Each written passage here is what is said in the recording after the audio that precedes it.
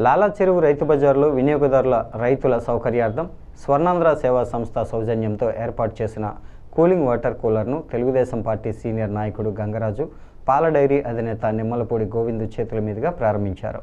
తొలుత CP Reddy, hero showroom అధినేత ప్రసాద్ రెడ్డి లాంఛనంగా జ్యోతి ప్రజ్వలన చేసి రక్షిత చల్లని నీటిని రైతులకు అందించారు. రైతు బజారు వ్యాపారుల సంక్షేమ సంఘ అధ్యక్షుడు సోమేశ్వరరావు మాట్లాడుతూ స్వర్ణాంధ్ర రాంబాబుని అడిగిన వెంటనే వాటర్ కూలర్ ఏర్పాటు చేసినందుకు కృతజ్ఞతలు తెలిపారు. 36,000 రూపాయల విలువైన వాటర్ కూలర్, మంచినీటి వాటర్ టిన్స్ రైతుల సౌకర్యార్థం రాంబాబు అందించారు. రాంబాబు మాట్లాడుతూ నగరంలో ప్రజల అవసరార్థుల సౌకర్యార్థం స్వర్ణాంధ్ర సేవా సంస్థ తరపున ఉచిత రక్షిత మంచినీటి చలివేంద్రాలతో పాటు వాటర్ కూలర్లు ఏర్పాటు చేస్తున్నామన్నారు.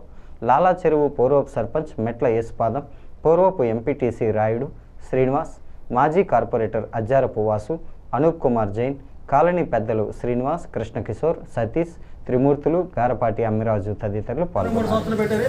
ఆనాటి నుంచి నేటి వరకు కూడా వారానికి 1,000-1,200 రూపాయలు తక్కువ కాకుండా అవుతుంది. అది కూడా ప్రభుత్వం కానీ ఏమేమి ఉందో మేము నిర్వహించుకునే డబ్బులతోనే అది బడ్జెట్ భారంగా మారుతుందని మన స్వర్ణాంధ్ర సేవా సంస్థ రాంబాబు గారి దగ్గరికి వెళ్ళి ఓ రోజు మేమంతా చెప్పుకోవడం జరిగింది.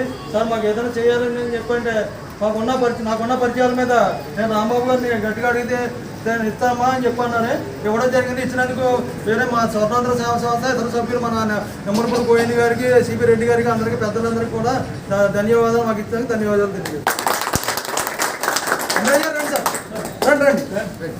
రండి సార్.